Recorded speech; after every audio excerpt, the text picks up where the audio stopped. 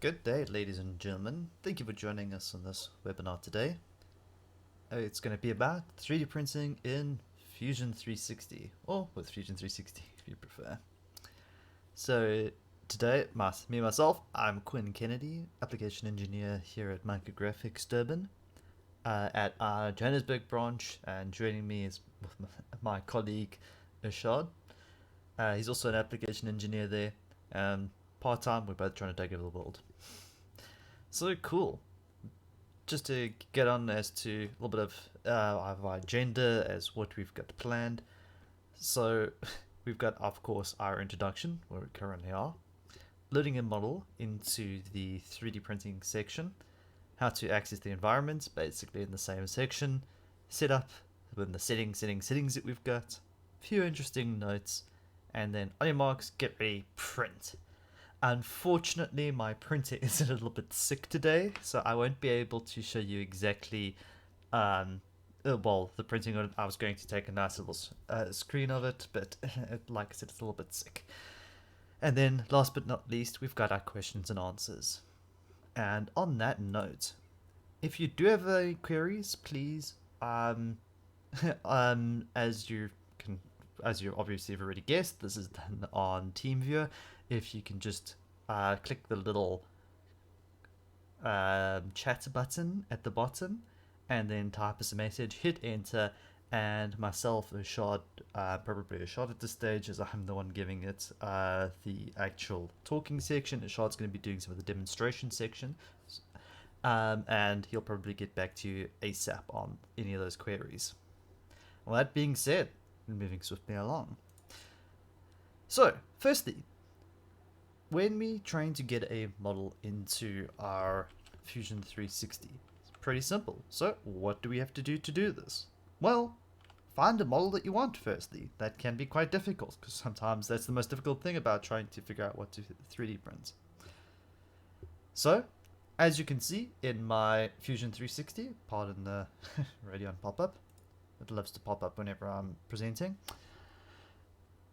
Once you've found the model that you're going to be working with and you're happy with that, we can now say, okay, well, what do we need to do from here?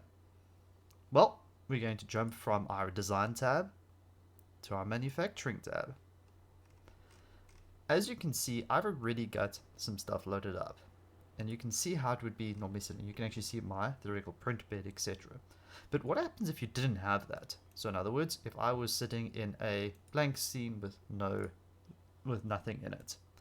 Well, not to worry. It's very much like what we're normally doing. When we first open it up, you'd probably be in your milling section, and you wouldn't have this. So for this, I'm actually going to go and delete these out so we can take a look to see what it would be like without it. So, like I said, if we were to normally start in our milling section, if I expand my setup, I'm then going to be presented with my milling options. Now, quickest and the easiest way to get there is use the drop down on your setup menu. If we take a look at your drop down over here by operation type, if you hover over it, it even expands and gives you a bit of an idea as to what you're looking for, so you can easily find it. But use a drop down and go to additive, and it immediately brings up the additive menu. Not very much to look at yet, because we need to go and select a machine. When we select a machine, you notice that I've already got these two input in here. That is because it's my recent used. But for your machines, you can actually go and take a look at the Fusion 360 library and see an enormous wealth of machines that's already been added here. As you can see, there is quite a few of the most popular ones here. Now, I actually, my printer that I've talked to, the one that's a little bit sick at the moment, is actually a customized presser, however you want to pronounce that. I can never pronounce it properly myself. And I've done quite a few customizations to mine, so mainly being that my print bed, for instance, it's now printing from the default 250 by 250 by roughly 200 high, is now sitting at about 300 by 300 by almost 300 high as well. So I've done quite a bit of tinkering with mine. So what do I mean by that? Going back to our library view, is that if I look through the library, I can find that I've got the Prusa over here. But if I click through them, you'll notice that if I look on my right-hand side, I don't have those same dimensions. So it's quite nice, is because Fusion has got this library, what I can do is I can actually reuse this data. And so what I can do is we can go and do a copy selected, or otherwise just double click on it, and I can actually go edit on the machine itself. So when we go edit, we can actually edit some of the information about this, which makes it a little bit more useful, because now what we can do is we can customize the machine itself. Firstly, it's asking us, what do we want to do? What do we want to edit? What do we want to call it? So for this case, I can go maybe Mark 2, and I could call it Mark 9000. 9001, because it has to be over 9000. Any information that we're wanting to do, such as the machine identifier, what is the machine name going to be that it can call itself? Any clearance, how many extruders, pretty much straightforward information as to what you can see over here. You can even take a picture and upload it. So remember, if you were paying attention when I was choosing the machine, you saw lots of little custom thumbnails. Basically, you can even give it its own little thumbnail if you've got one for it. More critically though, so this is more information about it, it's like very high level info, but we can go down into the nitty gritties, such as our dimensions for our beds. So any offsets that we've got for our bed. If you do get lost on any of these, by the way, at any point just hover over the information that you're curious about, and it will give you extra information about it, like most things in Autodesk products. Park positions, home positions, and the bed size. So like I said, my one is actually a bit bigger. So the actual real bed size of mine is 300 by 300, X and Y. And my height is about 295 on my Z value. So this would be my actual machine's dimensions. Any limits you've got? Maximum bed temperature, mine is set to 100. Don't be like me and decide that you're going to get into 3D printing and you jump straight into printing ABS.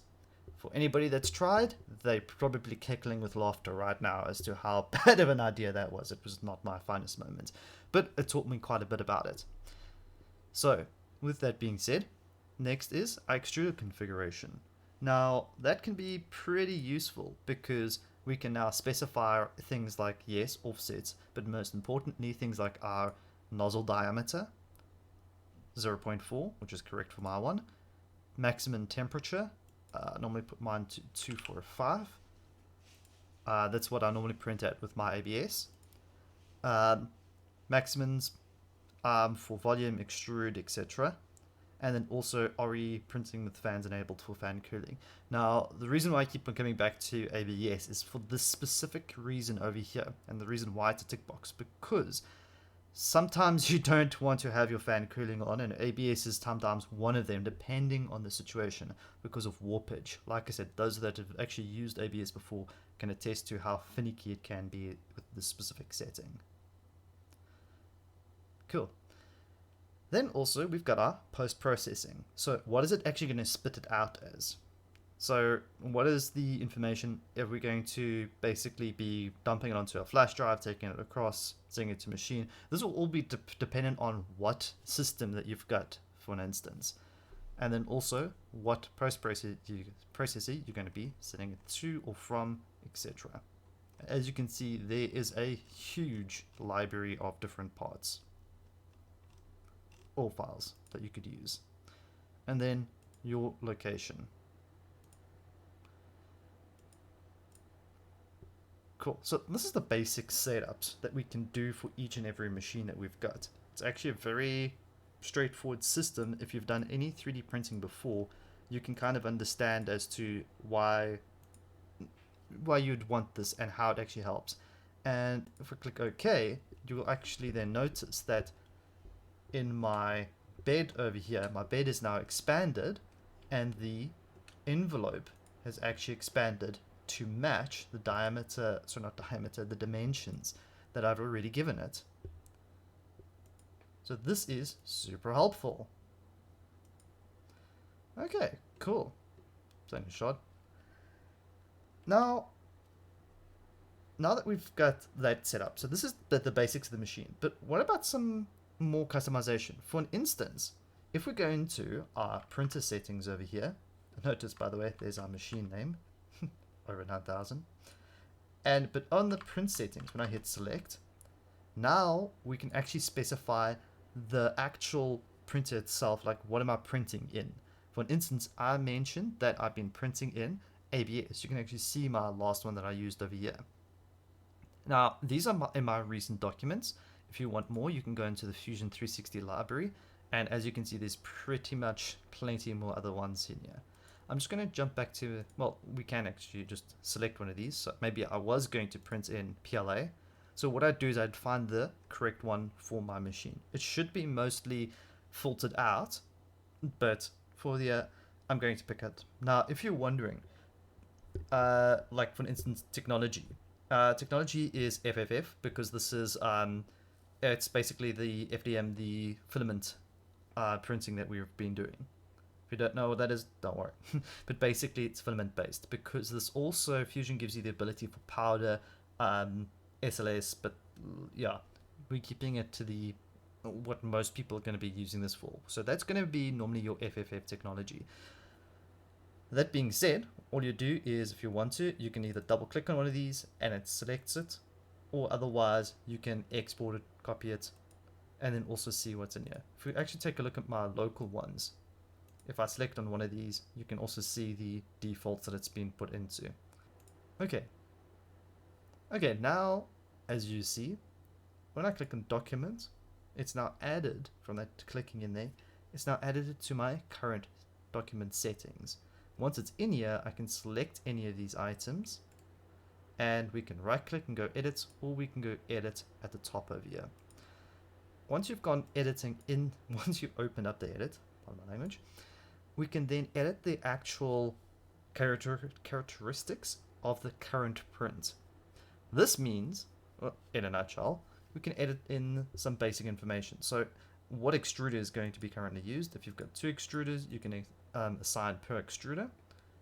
So maybe you've got different materials. I've seen a lot of guys use this when they're printing. I've seen this being used where one extruder will be printing in PVA or something like that. So especially in architecture where they want to create very nice, rich detail interiors as well. And they'll have their supports done in that. So that one extruder will be printing PLA and the other one will be printing which other material that they're using, normally like I said the PVA, so that it can just easily wash out. And yeah, so that way you can basically tell it per extruder head. Layer height, pretty self-explanatory, how many layer heights you want, 0.2, pretty standard. Extrusion width, that's up to you and your one. What you want to do, 0.4, pretty much okay with this because I've got a 4mm nozzle. I have seen people playing around with this where they like over extrude slightly, but that's up to them. Moving along, we've got the infill density. So infill density, of course, depending on whichever infill pattern you're using, is going to be very dependent as to whichever one you wanted to. I've seen some really cool things done with the dodecahedron types. These are kind of newish, but they're worth taking a look at. It'll provide you with some interesting geometry inside. So, but that, like I said, all depends on what infill density you want. Travel speed, 150. My one is a little bit on the twitchy side sometimes, so I normally actually check my travel down a little bit to about 125 to 100 depending on what it is. Enable printer priming or nozzle priming. So I always call it printer priming. So is it going to clean the nozzle? Goes quickly running through the rest here. So otherwise it's going to take us longer than our due time. So otherwise we've got enable raft printing, enable any supports. So how is it going to actually print this and aid it so that we don't get any warpage basically in our parts, whether it's printing bridges, etc.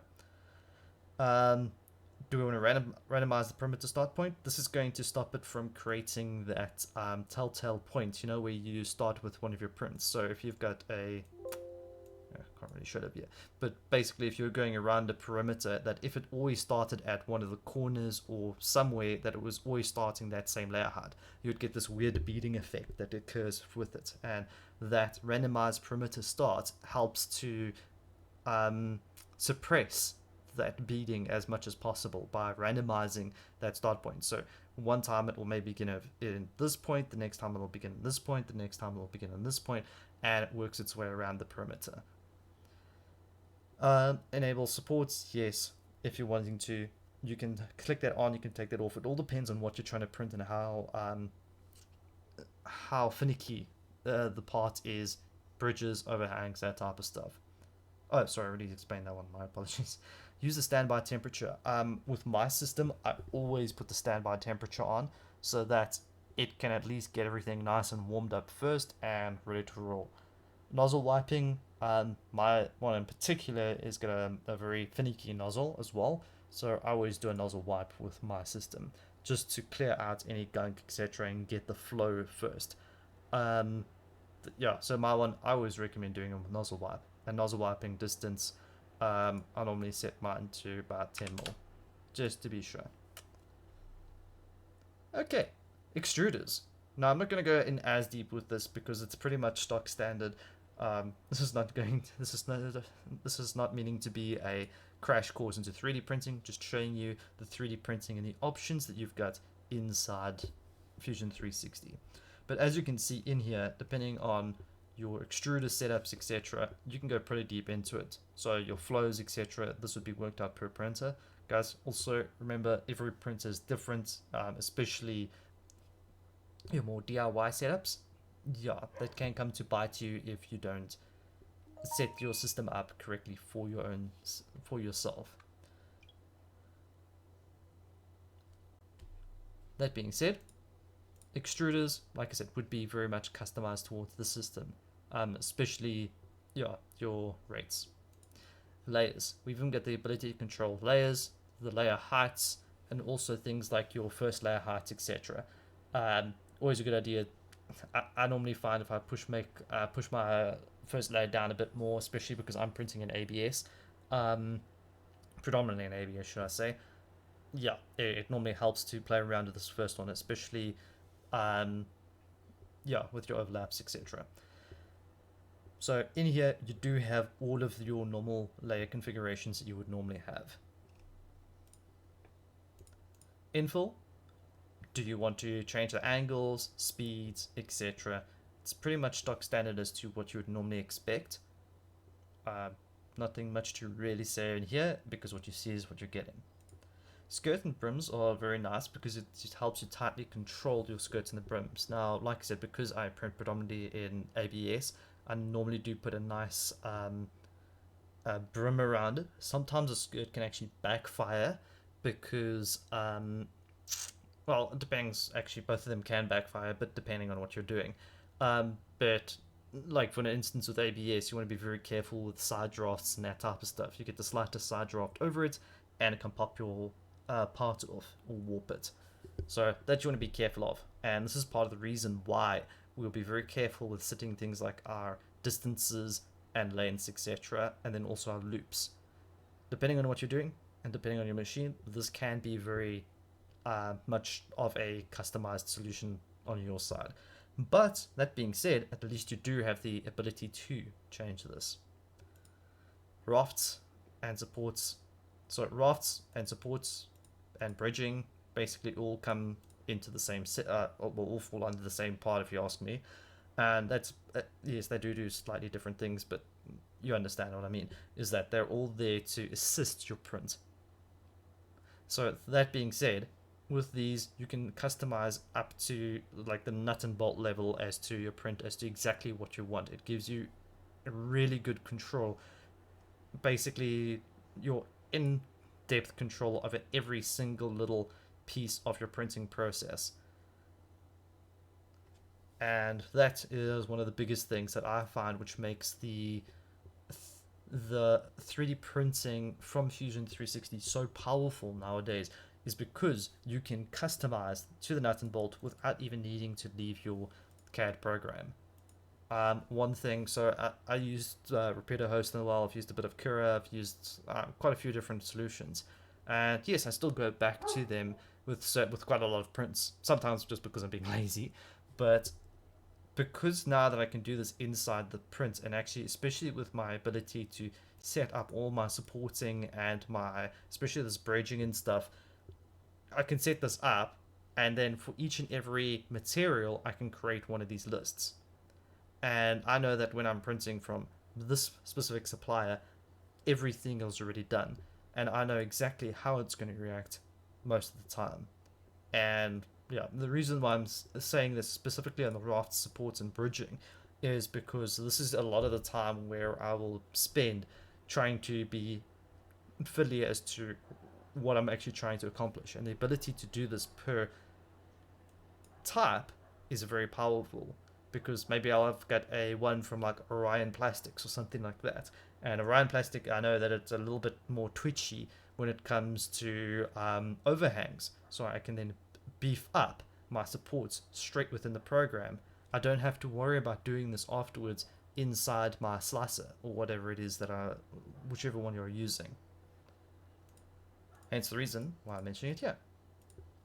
So yes, with also my uh, with also my lovely baptism of fire in 3D printing with going straight to ABS. So one thing I did like about this is the ability to do cooling directly from here. And what I can do is I can basically add my cooling and start my cooling at various sections of my print.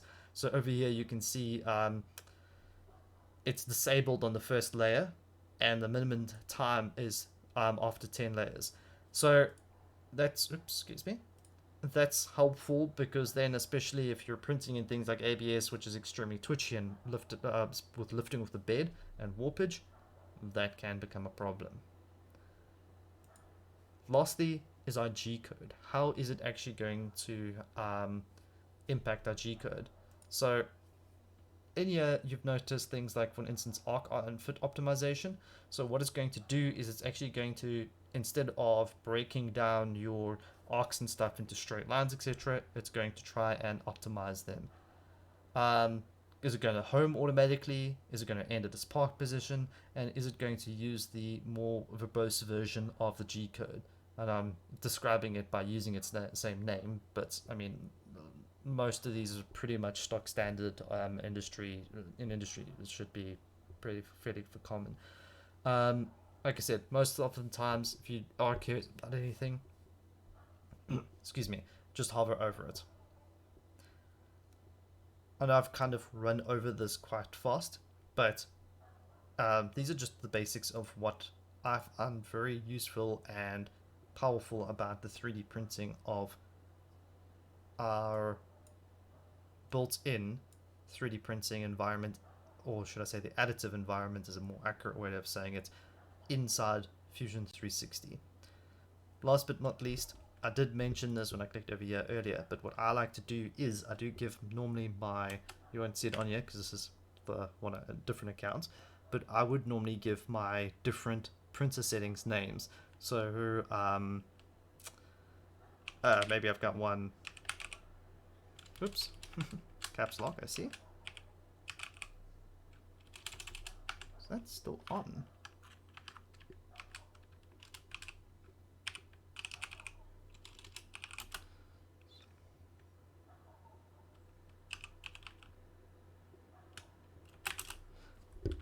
So let's say I've got a brand, and this is why I would do this type of thing, because now, like I mentioned, is that I basically, in my own system, I have got an entire list of these various settings or materials set up, so that when I am printing, all I have to do is click on it, and it's got whatever fills I've got, densities, temperatures, everything already pre-set up. So when I'm printing that same print again, I can then swap to PLA, I can swap to another one, different manufacturers of it, and then I can have the best printing without having to waste my time every time setting up the same thing. Because although it does take a few minutes to just set up and make sure your print's okay, it's far easier once you've built up your library. And then this, the documents, becomes my library of all of my prints. Just making your life a lot faster, easier, quality of life improvement type things. So once we are done with that, and I select whichever one I want, it's just complaining because I haven't saved. So let us save just to make sure, because it does love to give us issues if we don't save. I'm just going to click my setup file again. I've exited out my setup there, but not to worry because I can just quickly reselect my setup.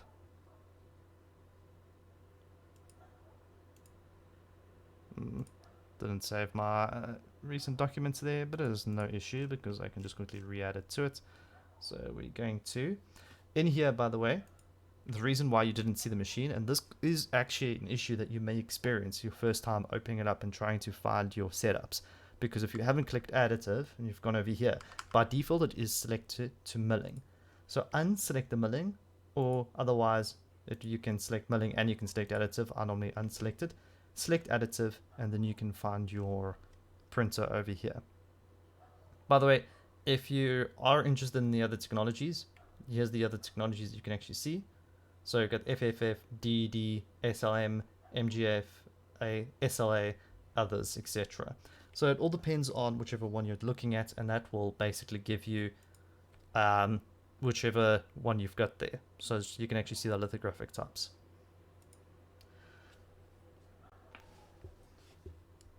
Sorry, actually that was the lithographic.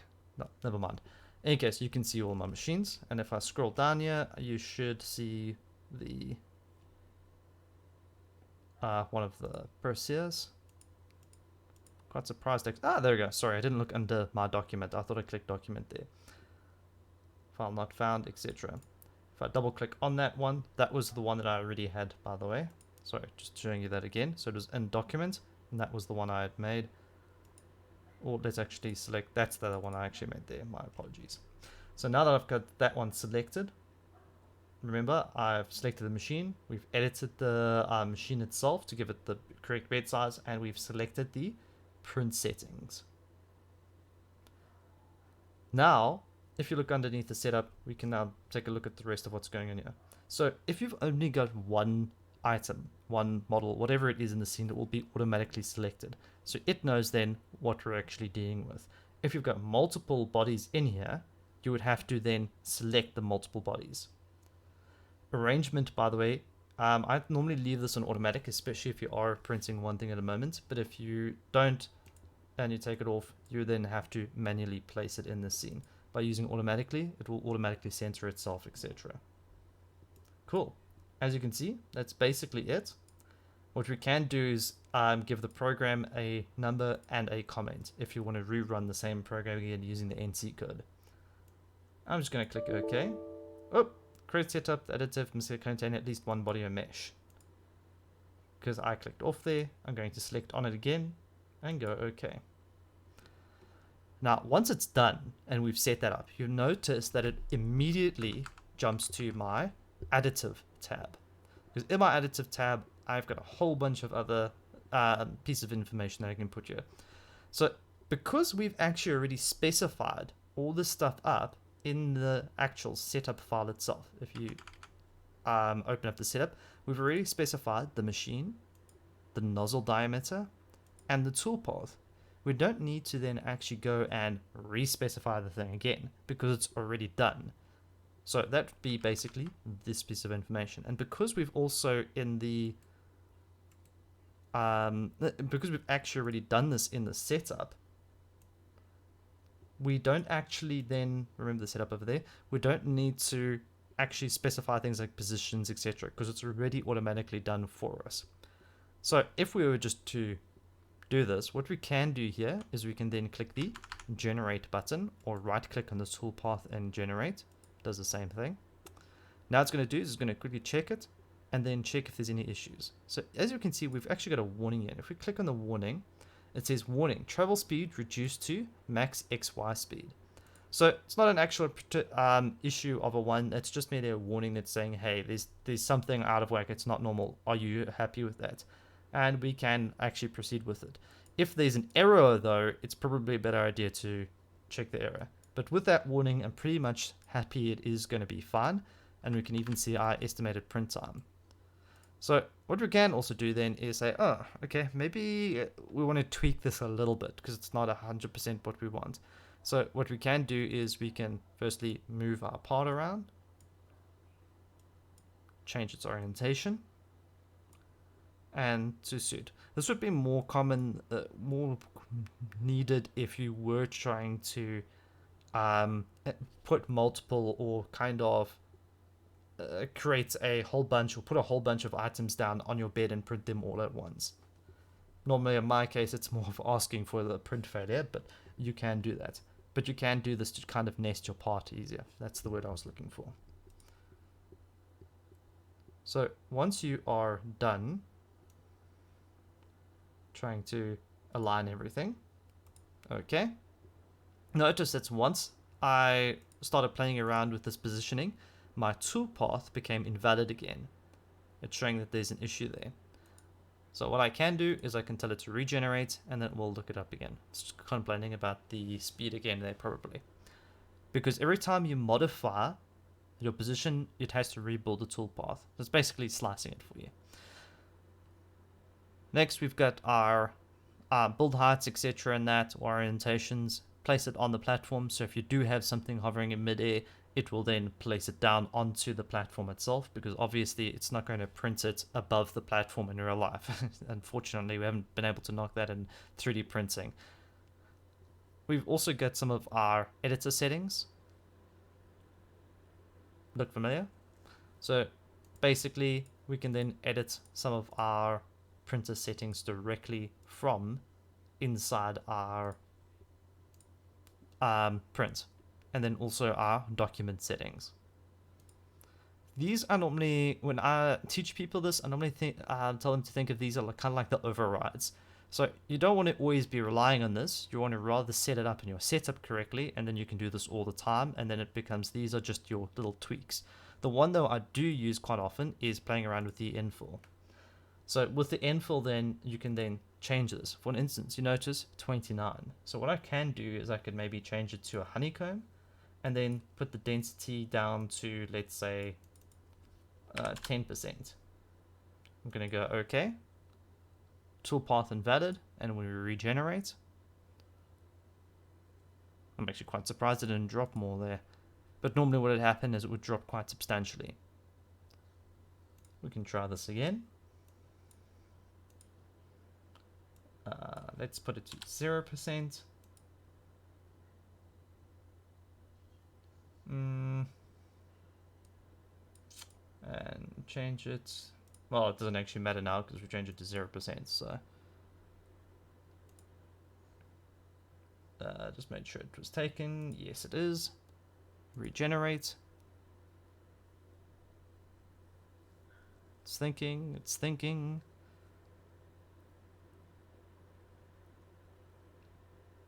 Really did not like that 0% on that infill, but once it's finally done, it's basically just going to be a hollow shell.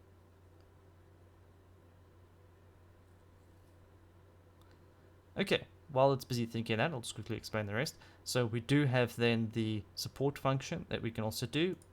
When we specify supports, we can then override, because maybe we see that you do have a bit of an overhang that you want to support or play around with the shells, etc. We've got also the simulate one, and then as soon as it's done with that toolpath, I can then simulate. The rest of these, not going to worry about as much right now.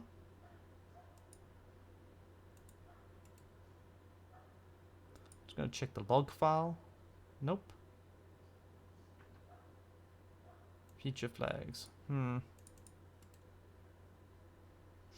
What I've done there is I've just double clicked onto the part.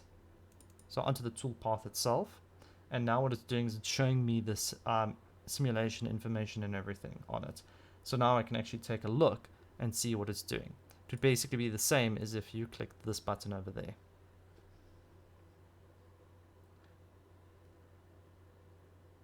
Still seems to be stuck at 72% though. That is a bit of a strange one. But of course, like all good demos, it wouldn't be complete if it wasn't giving us some bit of grey hairs. I wanted to see if I could play it in the meantime, but it's not wanting to play. So just quickly a bit of information about what we're seeing here.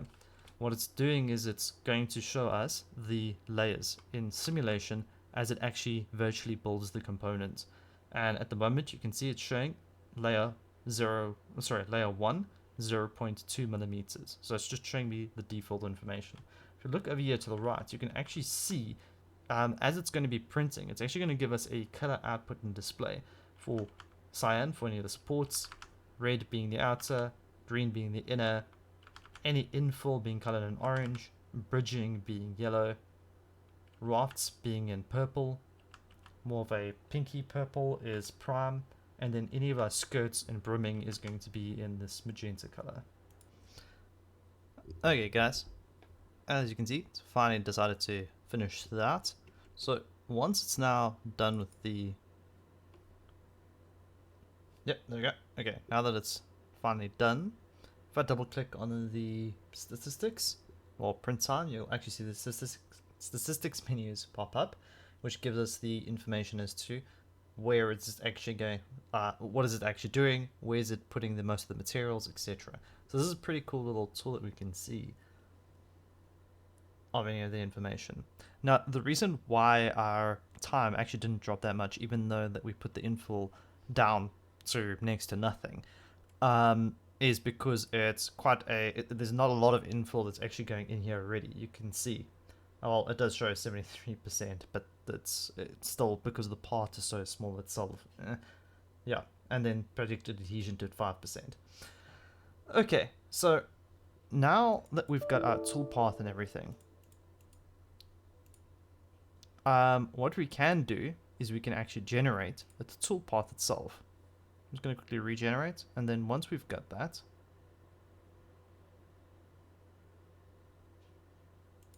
sorry, not that. Once we've got our toolpath, we can then hit the simulation.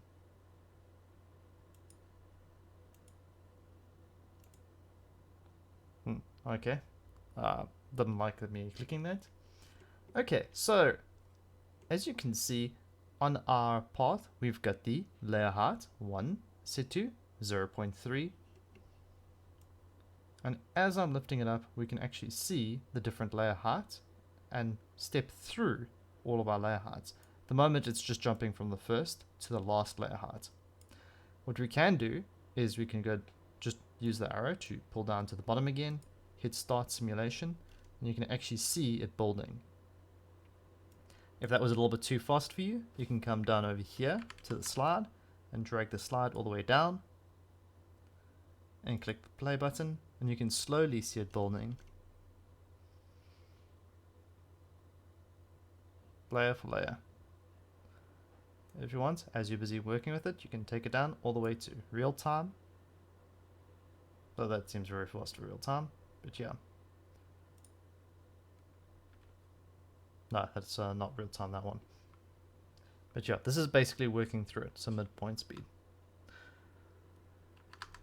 If you look over here on the right hand side, you can then see our different calculations. So we can see as to what model we're currently displaying, the animation. We can also tell it to recalculate the toolpath for in case you see any errors or you do any changes. It should be automatically, but you can force it with that. And then you can see any predictions in the simulation process. Once you're happy with that, and you're happy with what you can see, you can click the post process. I normally do this myself. If I'm sending this to my machine or if I'm loading it on the flash drive to plug in, I'll send it to here and then make sure that my post is correct over here. So for instance, where am I sending it with the setups, where my posts are, where my output of my setup is, etc. And then also I can take a look at its different settings inside here. Don't forget to give your program a proper name, and I do always suggest commenting your code. So that's always a good idea. If you, by the way, having issue, you can always change your NC extension, because some people prefer it in NC, some people prefer it in TXT, or whichever one that they prefer it in. You can change your extension there. When you're ready, you can hit post, and when you post it, it's going to save your G-code out.